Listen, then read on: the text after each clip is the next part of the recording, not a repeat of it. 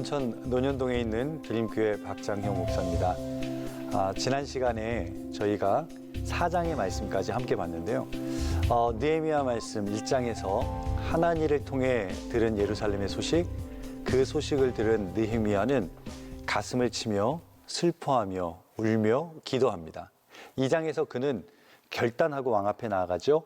왕에게 허락을 받게 되고 오히려 왕의 나무 또 왕에게로부터 호위 군대를 요청해서 예루살렘으로 가게 됩니다. 이제 3장에서 성벽 재건에 힘썼던 그 사람들의 명단이 쭉 나오죠. 1절부터 끝절 32절까지 계속되는 이름 안에서 느헤미야의 가슴에 기억된 이름, 느헤미야가 절대 잊을 수 없는 그 한 사람 한 사람의 이름, 아니 하나님의 기쁨이 된 그 사람들의 이름이 나옵니다.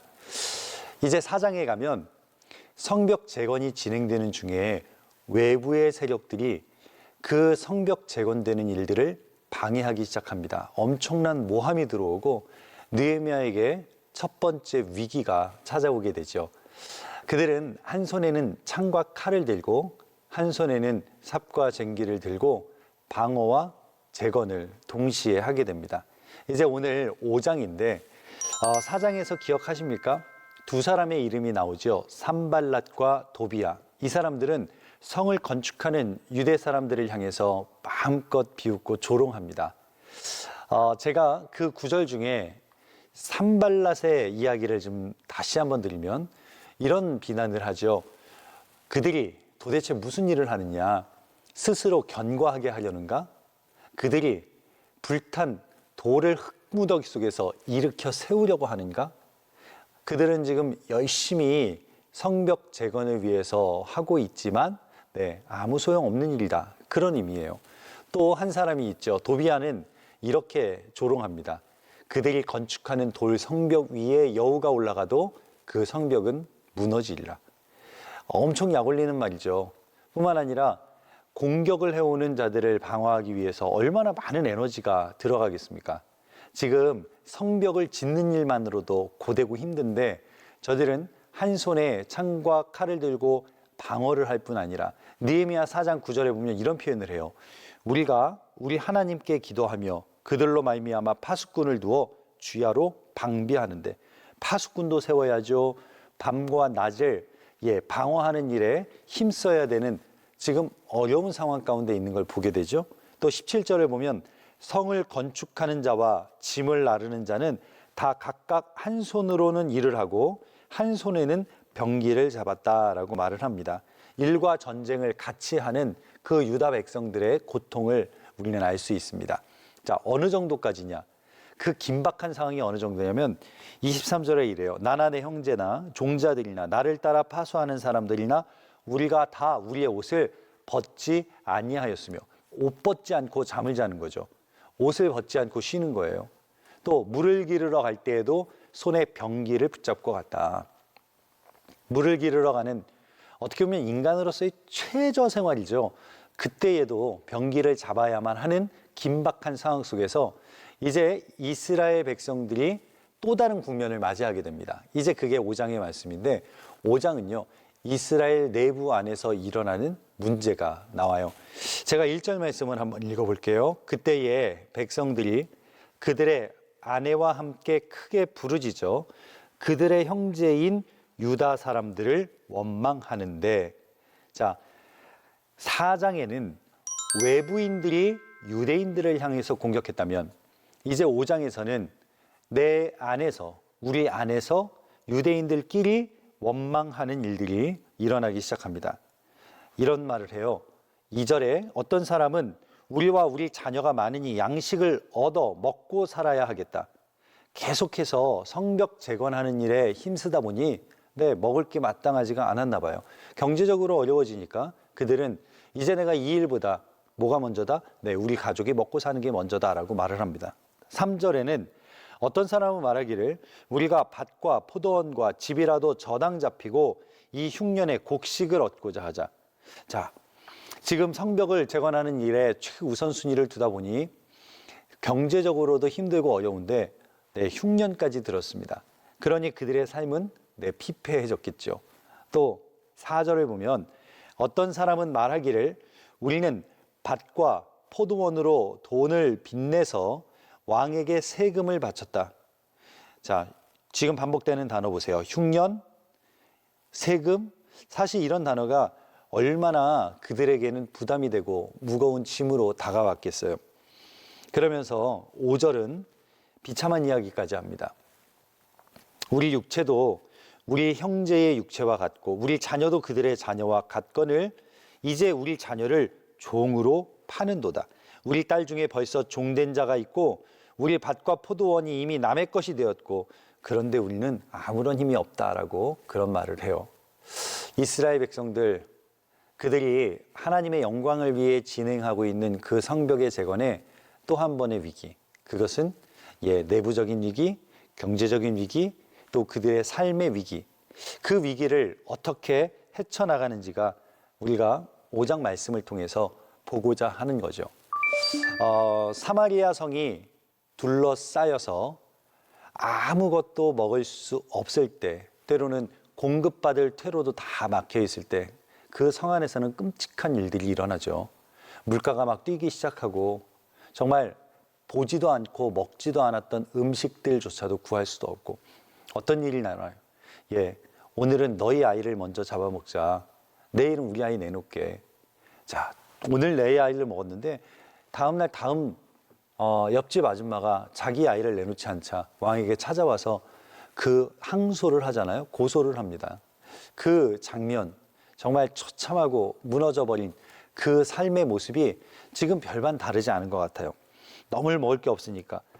땅과 재산을 팔아서 음식을 가져와야 되는데, 여러분, 원래 유대인들은 땅을 개인의 소유라고 생각하지 않았습니다. 따라서 땅을 사고 팔지 않습니다. 아니, 사고 팔더라도 그들에게 있어서는 하나님께서 주신 기업이기에 그것을 온전하게 자기의 소유로 가져가지 않습니다.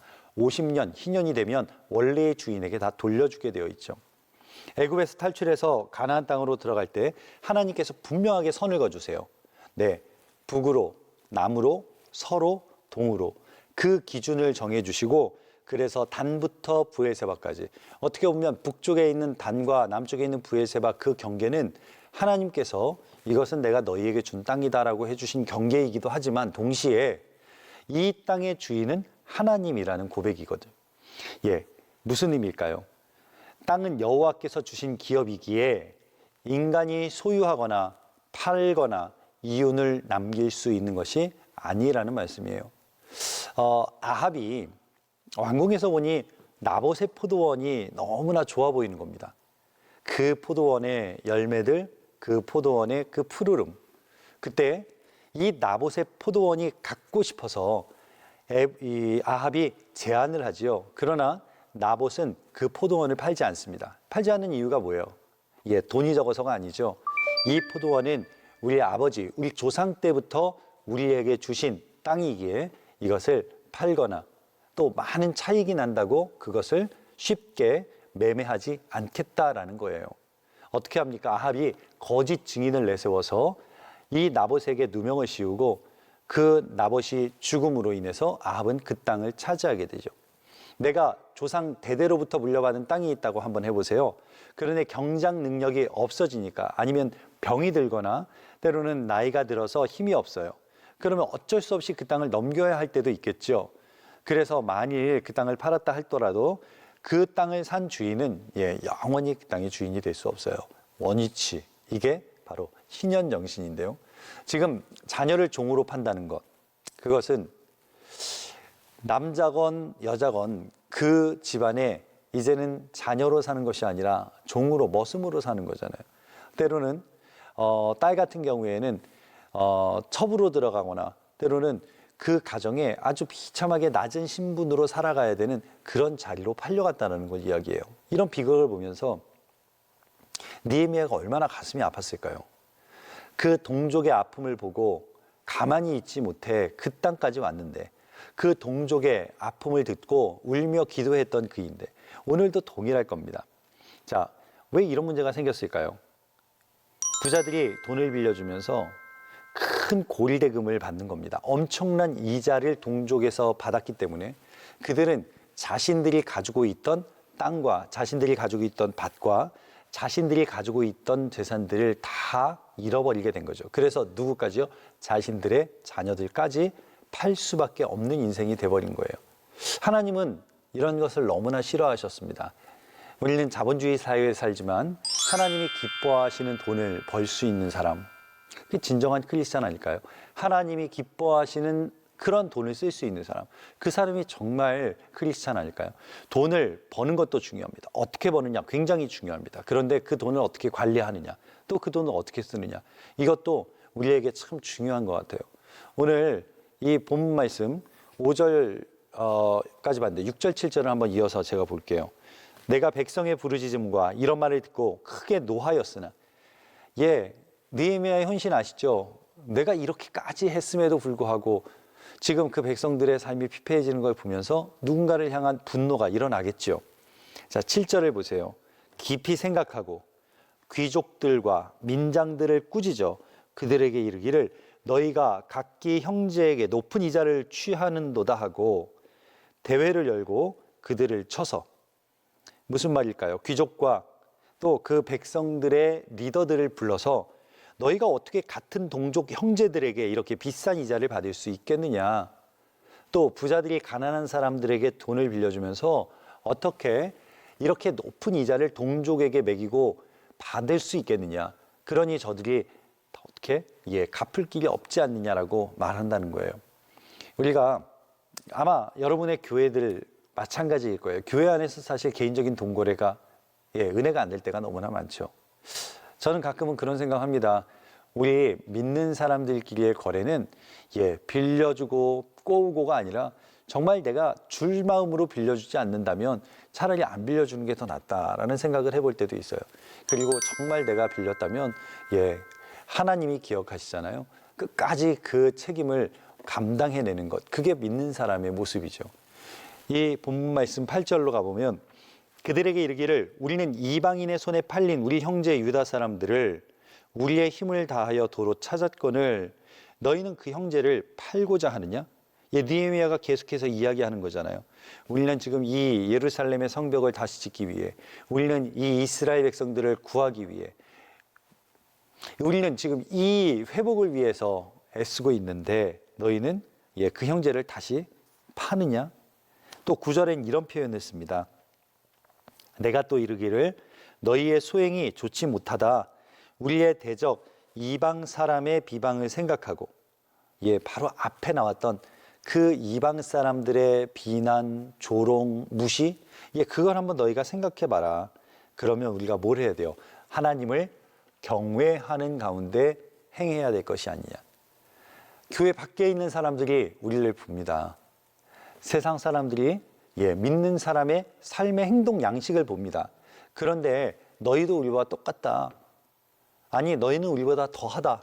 그런 이야기를 들을 때 우리는 하나님의 영광을 드러내지 못한다라는 그런 이야기죠. 한번 생각해 보세요. 오늘 하나님의 영광을 위해 성벽을 재건해 놨는데 우리끼리 서로 싸우고 우리끼리 서로 다투고 우리끼리 삽을 오열되는 걸 보면서 그게 무슨 소용이 있겠는가, 그 얘기예요. 보이는 성벽도 중요하지만 우리 안에 허물어진 것, 이것이 더 문제 아니냐. 눈에 보이는 예루살렘 성벽을 다시 완성하는 것도 중요하지만 더 중요한 건 뭐예요?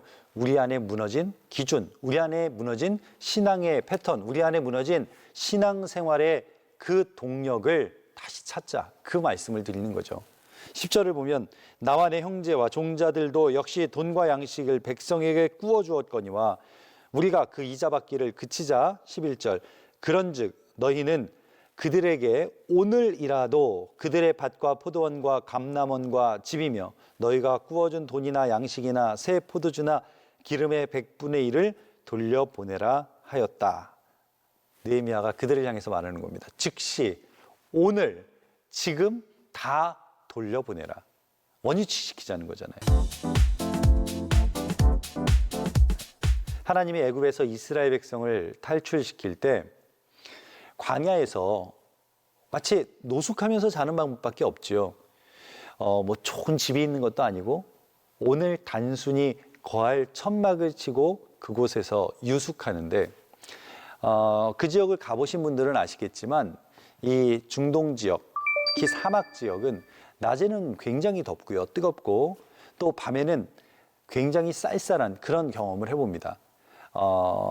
낮에는 더운데 반팔인데 밤에는 추워서 긴팔과 파카를 입고도 떨어야 될 때도 있습니다. 자, 그 지역 사람들은 그래서 의복이 그 날씨를 잘 견뎌낼 수 있는 그런 의복을 갖추게 되죠. 그래서 그 지역 사람들은 허리에 뭐 하나를 두르고 다닙니다. 이게 겉옷인데 우리 성경에도 나오죠. 겉옷, 속옷. 자, 그 겉옷을 낮에는 두르고 다니지만 밤이 되면 그것을 풀러서 덮습니다. 그러면 따뜻하잖아요. 이슬도 막아주고 바람도 막아주고 차가운 기온을 피할 수도 있죠. 출애굽기 21장에 보면 너희 중에 가난한 사람이 담요를 전당 잡히고 먹을 것을 빌려가면 어떻게 해라? 잠이 들기 전, 잠을 자기 전 혹이라도 그 돈을 돌려받지 못했다 할지라도 그 겉옷을 돌려주라는 거예요. 왜 그럴까요? 그 겉옷, 담요를 전당 잡히고 자식들의 음식을 구해 가져다 준 그 아버지는 오늘 밤에 덮고 잘 이불이 없는 거죠. 그 아버지는 차가운 이슬과 찬 바람을 그대로 맞으며 자야 합니다. 아마 잠들기 전에 기도하겠죠. 하나님, 오늘 저에게 이 겉옷이 없습니다. 이 날씨 가운데 지켜주시고 정말 건강 지켜주시고 우리로 치면 오늘 밤 잘 때 얼어 죽지 않게, 오늘 밤 잘 때 감기 걸리지 않게 해주세요라고 기도하지 않겠습니까? 자, 그럼 반대의 경우를 볼게요. 그 담요를 담보 삼아 돈을 빌려준 사람은 오늘 그 담보로 잡은 담요들을 여러 장 가지고 있습니다. 내 것도 있겠죠. 한 사람만 빌려줬을까요? 여러 명을 빌려줬다면 10장이라고 한번 생각해 보세요. 담요 10장 무거워서 덮을 수도 없습니다. 그 사람은 어떻게 해요? 담요 10장을 덮고 무거워서 숨도 잘 쉬지 못하면서 땀을 흘리며 잠을 자겠죠. 그게 좋을까요? 지금 한 사람은 오늘 밤 덮고 잘 그 겉옷이 없는데, 오늘 한 사람은 이 밤이 빨리 지나가기를, 얼어 죽지 않기를, 감기 걸리지 않기를 기도하는데, 한 사람은 그 사람에게 담보 잡은 담요를 혼자 다 덮고 자는 거죠. 하나님이 뭐라고 말씀하시는가? 나는 자비로운 하나님이니 누구의 기도를 듣겠는가? 여러분이라면 누구의 기도를 들으시겠습니까? 하나님은 그 겉옷을 담보 맡기고 오늘 차가운 밤바람을 맞으며 잠든 그 아버지의 기도를 들으신다라는 거죠. 이제 바로 이스라엘 백성에게 주시는 마음은 뭘까요? 그 하나님의 마음을 너희가 알았으면 좋겠다. 간신히 성벽을 완성하고 이방 사람들의 공격을 막아내고 또 그 비난 가운데서도 이 프로젝트를 완성해내고 있는데 결국 우리 안에 무너져 버리는, 결국 우리 안에 또 다른 동료를 생각하지 못하고 같은 동족을 생각하지 못하고 그들이 살 방법을 구해내지 못하는 그들을 보면서 어느 것이 하나님의 마음일까? 바로 연약한 자를 생각하시는 자비로우신 하나님, 바로 그 하나님의 누구신가를 여러분이 알았으면 좋겠다라고 느헤미야는 거듭해서 강조하고 권면하는 겁니다. 12절은 이런 표현을 써요. 그들이 말하기를 우리가 당신의 말씀대로 행하여 돌려보내고 그들에게서 아무것도 요구하지 아니하리라. 이제 백성들이 바뀌기 시작합니다. 어떻게 해요? 다 돌려보내겠습니다. 내가 받았던 것들 다 돌려주고 내가 더 이상 그들에게 요구하지 않겠습니다. 빚을 졌어도 그 빚을 갚으라고 하지 않겠습니다. 더 이상 이자 받지 않겠습니다. 13절에 보면 내가 옷자락을 털며 이르기를 이 말대로 행하지 아니하는 자는 모두 하나님이 이와 같이 그 집과 산업에서 털어버리실지니 그는 곧 이렇게 털려서 빈손이 될지로다 하며 회중이 다 아멘 하고 여호와를 찬송하고 백성들이 그 말한 대로 행하였더라. 여러분, 만일 우리가 하나님이 기뻐하시고 하나님이 원하시는 것을 알면서도 행하지 않는다라고 하면 오늘 이 느헤미야는 그 말대로 행하지 아닌 자, 우리가 주머니를 거꾸로 뒤집어 털면서 그 먼지를 다 내 옷에서 털어버리듯 하나님께서도 너를 그렇게 털어버리실 거다. 심지어 그 집과 산업에서 털어버리실지니 너는 곧 그렇게 털려서 빈손이 될지라. 지금 이 말을 들은 백성들의 반응이 더 놀랍지 않아요? 회중들이 다 같이 아멘 하더라. 만약에 여러분이라면 어떻게 하시겠습니까? 만일 여러분의 교회 담임 목사님께서 오늘 누구에게 꾸어준 것이나 때로는 누군가에게 받을 것, 다 돌려주시고 없는 걸로 하세요 라고 할 때 여러분 아멘 하실 수 있겠습니까? 모르겠어요. 대출 많으신 분들은 아멘 하겠지만 누군가에게 빌려주었던 분은 아멘 하기 쉽지 않으실 겁니다. 그런데 오늘 온 백성, 온 회중이 다 아멘하며 여호와를 찬송하고 백성이 그 즉시로 그 말한 대로 행하더라 라고 말해요. 여러분, 제가 그 캐나다에서 목회할 때 제일 먼저 그들에게 들었던 이야기 중에 교민들에게 들었던 이야기 중에 그런 이야기들이 있더라고요. 이민 가면 제일 피하고 조심해야 될 사람이 한국 사람이래요. 아니, 한국에서 그 먼 나라에 이민 가서 아는 사람도 없는데 같은 동족을 만났는데 그 사람을 제일 조심하라고요? 한국 사람을 제일 조심하라고요? 왜 그럴까요? 네, 이제 막 이민 와서 문화도 모르고 언어도 익숙치 않은 동족을 등쳐먹는 사람들이 있었으니까 그런 말이 나왔겠죠. 참 속상하고 참 불편한 말이기도 합니다. 또 제가 교회에 처음 나온 분에게 그런 이야기를 들은 적도 있어요. 이제 이민 와서 교회를 가보려고 한다라고 했더니 자기 친구가 그러더래요. 교회 안에 사람 조심해라. 그래서 왜 그런 얘기를 하셨나 했더니 교회 다니는 어느 직분자에게 엄청 당한 적이 있던 거예요. 그래서 그 친구는 이 세상에 있는 사람 중에 교회 다니는 사람을 제일 조심하라고 그렇게 이야기를 했다는 거죠. 얼마나 마음이 아픕니까? 우리가 함께 신앙생활하고 함께 살아가는 그런 하나님의 백성임에도 불구하고 우리가 가장 피해야 될 사람이 같은 동족이고 가장 조심해야 될 사람이 교회의 직분자라면 우리가 무슨 삶을 살고 있는지, 어떤 삶을 살고 있는지, 내 정체성은 무엇인지를 우리가 한번 돌아볼 필요는 있다는 거예요. 유대인들은 그 해외에 나가 있는 디아스포라 유대인들의 자녀들 2세, 3세들을 본국으로 열흘 동안 초대해서 그 유대인들의 정체성을 심어주는 그런 프로그램이 있습니다. 물론 국가 시책이기도 하지만 수많은 유대인 기업들이 그 재원을 모아줍니다. 그 기업들이 스폰서를 해서 이 프로그램은요, 부모님 중에 하나가 유대인이면 그 자녀를 이스라엘로 초대하고 이스라엘에서 태어나지 않은 그 자녀들을 10일 동안 그 나라의 땅들을 보게 하고 밟게 하고 이 역사를 알게 하는 거죠. 이게 다 무료입니다.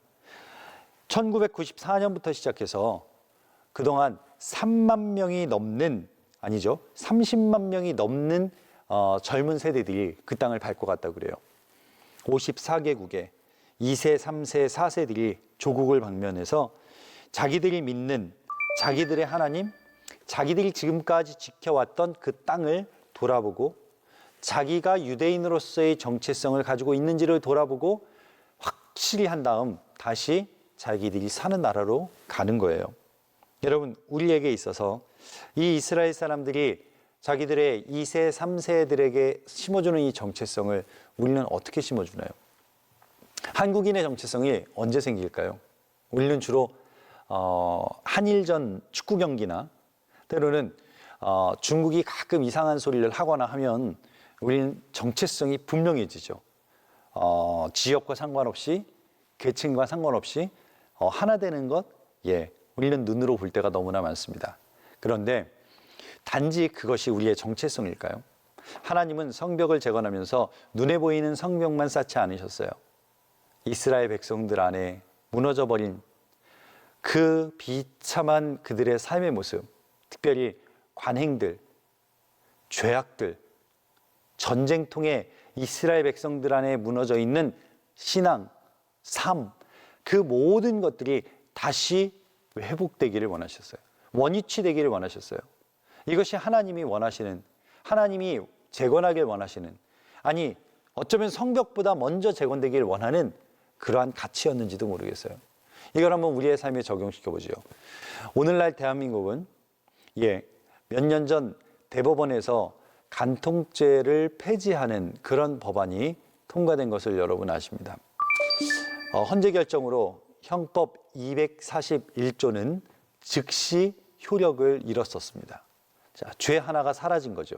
우리가 흔히 말하는 법을 지키지 않아서 죄인이 되는 그 죄가 사라진 겁니다. 시대도 변했지만 여러분, 법이 죄를 막을 수는 없었어요. 그 시대적인 변화 속에서 그 법이 사라진 배경일 겁니다. 그러나 법이 있어도 죄를 막을 수 없는 것과 마찬가지로 죄를 죄 아니라고 하는 것은 이건 또 다른 문제죠. 굳이 성경을 이용하지 않아도 배우자가 있는 사람이 다른 사람과 간음을 하였다면 그게 죄 아닐 수 있을까요? 죄죠.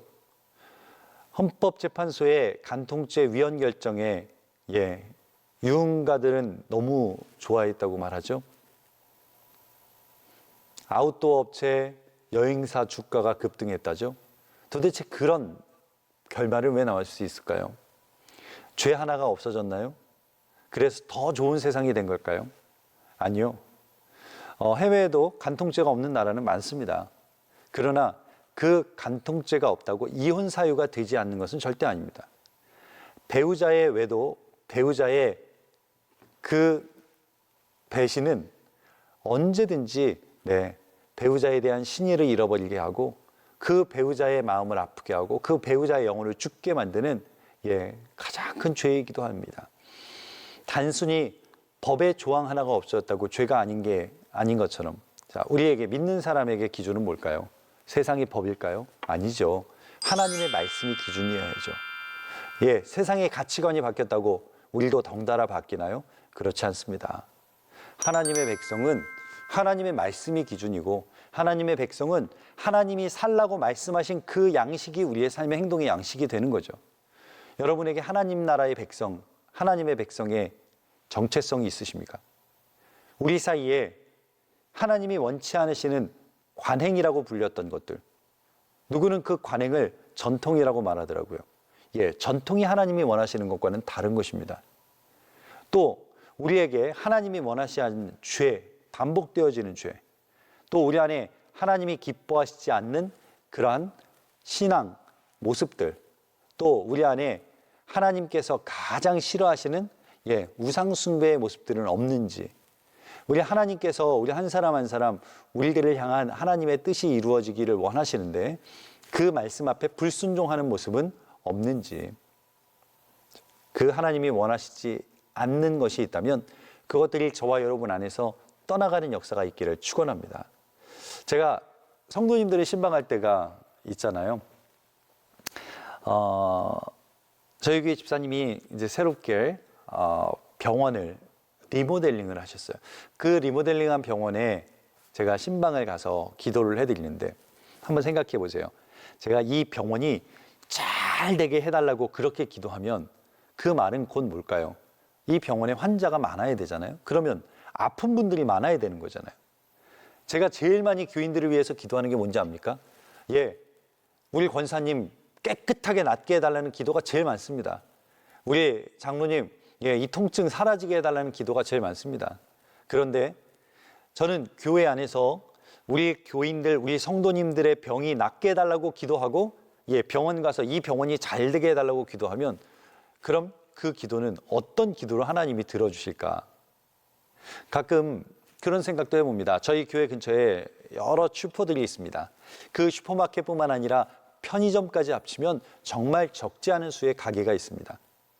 개업 예배를 드리면서 저희 교회 집사님이 개업한 그 마켓에 축복해 주세요라고 할 때 한번 생각해 보세요. 이 가게만, 이 비즈니스만 축복해 주세요라고 제가 기도하면 옆집은 망해야 되는 거잖아요.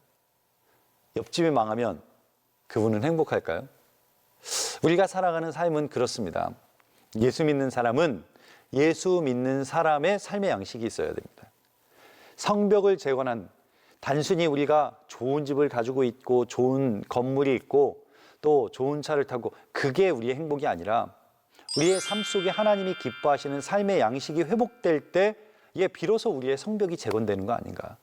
하나님이 기뻐하시는 나라를 우리의 가정에서부터 만들어내고 우리의 교회, 우리가 사는 지역사회에 만들어낼 때 그것이 하나님이 가장 기뻐하시는 삶이 아닐까. 교회는 다니는데 집에 들어갔을 때 예수 믿는 티가 안 난다. 그것도 한번 생각해 봐야 되지 않을까요? 여러분 혹시 부동산과 함께 집을 보러 다니신 적이 있는지 모르겠습니다. 제가 저희 부목사님 사택을 구하러 함께 몇 집을 방문을 해봤는데 어느 집은 들어가는 동시에 여기는 크리스찬 가정이구나 하는 느낌이 확 들 때가 있어요. 그래서 그 가정과 이야기를 할 때는요 훨씬 마음도 편하고 또 서로가 서로를 이해하고 양해해 주는 부분들이 있었습니다. 그런데 어떤 집은 오히려 들어가는 순간부터 부적도 있고 또 우상 같은 것들을 문에도 매달아 놓기도 하고요. 자, 그러면 그때부터 막 영적인 전쟁이죠.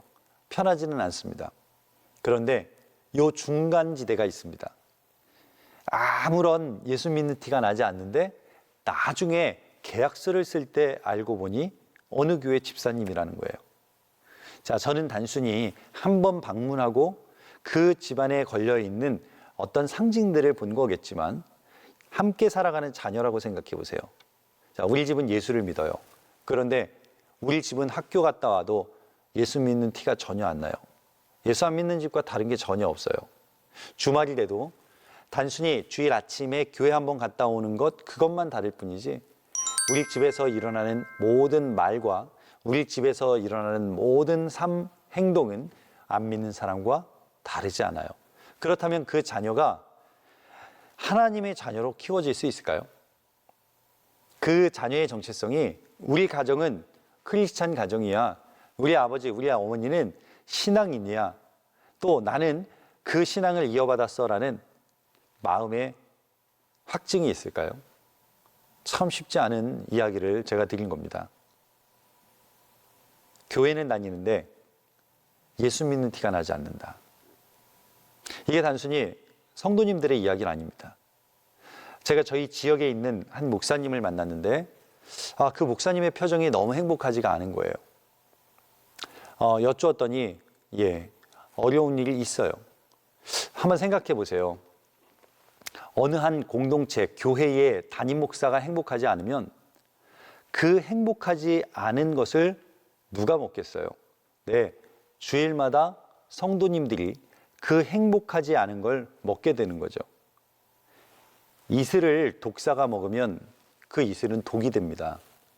자, 하나님의 말씀이지만 마음이 상하고 힘들고 어려우면 그 하나님의 말씀이 지금 목회하시는 목사님을 통해 행복한 메시지로 나가지 못할 때 누가 그걸 먹게 돼요? 그 행복하지 않게 만들었던 사람들이 그걸 그대로 먹게 되는 거죠. 그 사람들이 바로 쓴물을 마시게 되는 거죠. 여러분이 섬기는 교회 목사님들을 행복하게 해주셔야 돼요.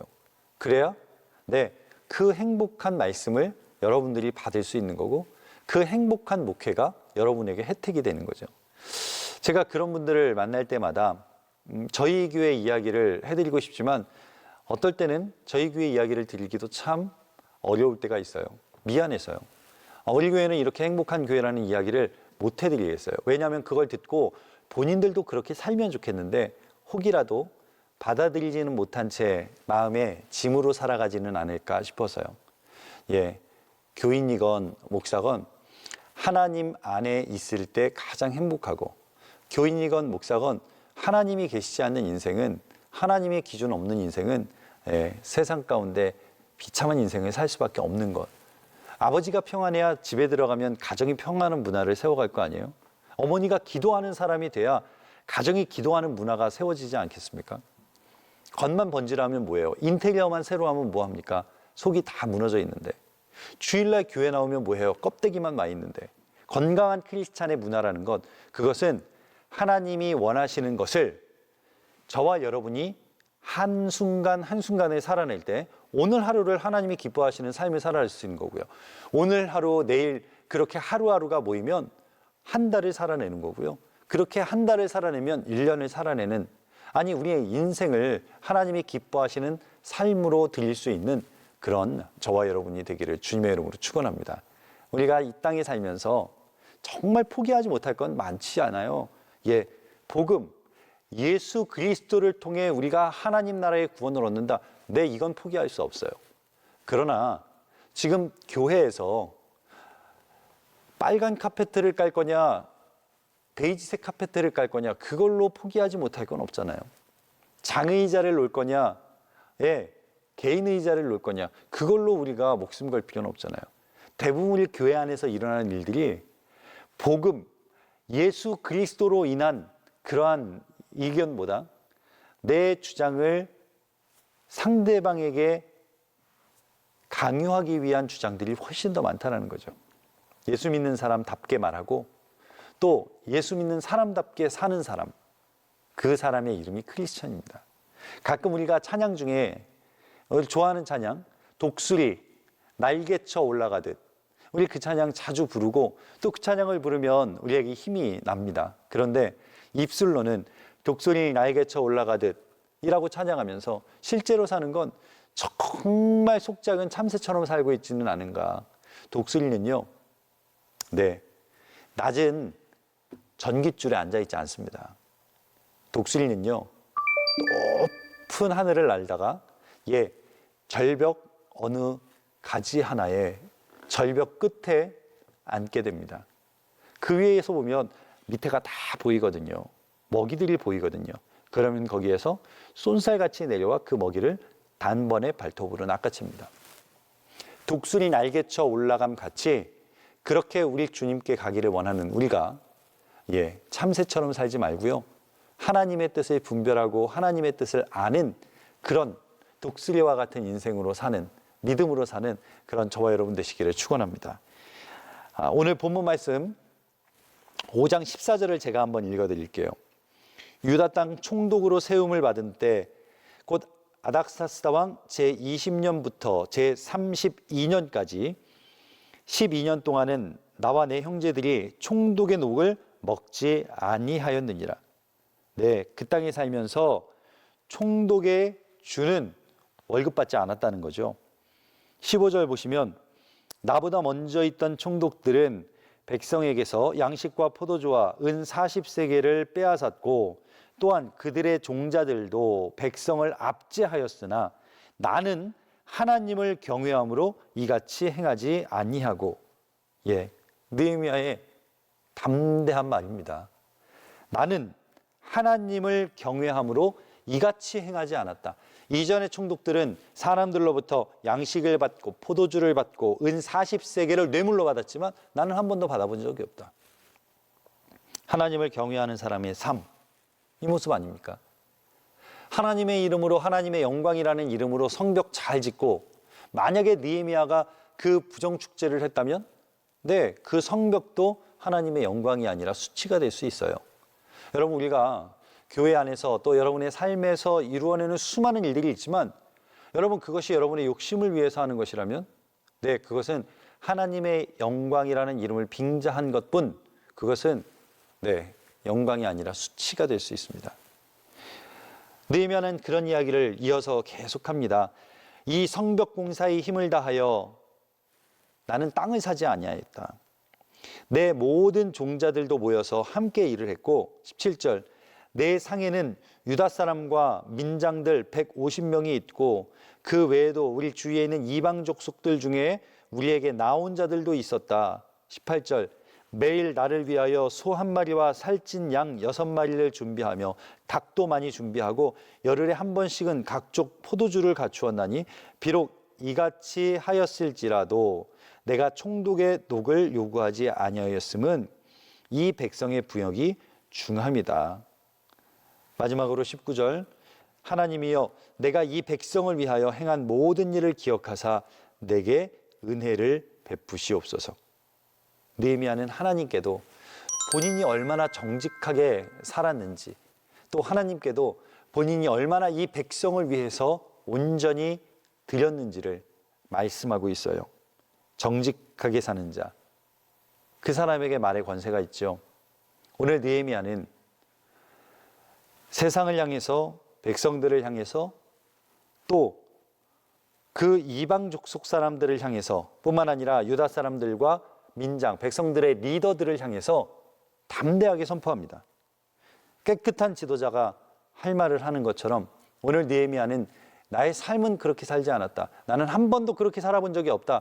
오히려 지금 나의 삶을 하나님께서 이 모든 백성을 위해 행한 이 일을 기억하사 나에게 은혜를 베풀어 주시길 원합니다라고 기도하는 모습을 보면서 저와 여러분의 삶이 하나님 앞에 무엇을 드려야 되는지 아주 분명해졌어요. 우리 믿음의 공동체 안에서 어떤 일이 일어나면 안 되는지, 어떤 양식으로 살아야 되는지가 우리는 분명해졌어요. 우리가 세상에 나가서 세상의 기준 속에 타협하며 사는 것이 아니라 내가 하나님의 말씀 안에서 내 삶을 어떻게 조정해야 될지, 또 내가 어떤 사람들과 함께 가야 할지를 우리는 분명해졌어요. 오늘 느헤미야 5장은 유대인들 안에서 일어난 그 사건을 통해 다시 한번 하나님의 백성이 살아가는 것, 하나님의 백성이 말하는 것, 하나님의 백성이 행해야 되는 것들을 우리에게 다시 한번 알려주십니다. 하나님은 성벽만 세우신 게 아니죠. 하나님은 백성들의 신앙과 백성들의 기준을 세우신 거예요. 겉으로 볼 때는 느헤미야를 통해 성벽이 세워진 것 같지만 하나님은 그 성벽을 통해 신앙의 기준이 세워지기를 원하신 거죠. 하나님의 성소, 그 가운데 특별히 지성소가 있습니다. 그 지성소는 아무나 들어갈 수 없습니다. 그것이 단순히 여기는 하나님이 계신 곳이니 부정한 너희들은 들어오지 말라, 그런 의미도 있지만 저는 그것뿐만 아니라 우리가 끝까지 지켜내야 할 신앙의 틀이 아닌가 싶습니다. 우리가 다른 것 다 잃어도 정말 적어도 지켜내야 할 신앙의 기준, 신앙의 기본, 내가 이 세상이 아무리 변한다 할지라도 우리가 끝까지 감당해야 할 내 신앙의 목, 그 지성소가 사라진, 아니 그 무너져버린 성전은 이스라엘 백성들에게 있어서는 비참한 삶이, 아니요, 그들에게는 신앙의 기본이 흔들리는 일이었어요. 결국 그 성전이 무너지는 일은 그들이 종으로 살아가는, 노예로 살아가는, 아니 오늘 느헤미야의 백성들이 자신이 어떤 존재인지도 알지 못하고 자신들이 무엇을 붙잡아야 되는지도 알지 못하고 살아가게 된 이유는 그 하나님의 성전이, 하나님의 지성소가 사라져버렸기 때문은 아닐까요? 적어도 우리의 삶이 하나님의 말씀을 날마다, 하나님의 말씀이 우리의 삶의 기준이 되어서 우리가 끝까지 지켜내고 우리가 끝까지 감당해야 하는 그러한 귀한 은혜가 저와 여러분에게 있기를 원합니다. 그 성소와 지성소, 그 안에 우리 주님은 휘장을 찢으셔서 나아가게 하셨지만 우리가 그 휘장이 찢어졌다고 그 세상의 물들이 거기까지 들어가게 할 수는 없잖아요. 우리 신앙의 기준이 하나님이 기뻐하시는 그 일을 마땅히 우리가 해야 하는데, 하나님 세상이 이렇게 바뀌었으니 하나님도 바뀌어야 하지 않을까요? 라고 하나님의 말씀을 뜯어고칠 수는 없잖아요. 우리 주님의 말씀이 오늘 저와 여러분의 삶에서 매 순간순간마다 살아 역사하심으로 말미암아 오늘 이스라엘 백성에게 세워주신 그 삶의 기준들이 저와 여러분의 삶에도 동일하게 이루어지시기를 축원합니다. 이제 다음 시간에는 느헤미야 6장의 말씀을 함께 나눌 텐데요. 이 느헤미야 5장과 6장은 또 한 번 이어집니다. 또 한 번 하나님께서 느헤미야를 통해서 우리에게 주시는 말씀들 다음 시간에 나눌 텐데요. 다음 시간까지 강건하시기를 바랍니다. 감사합니다.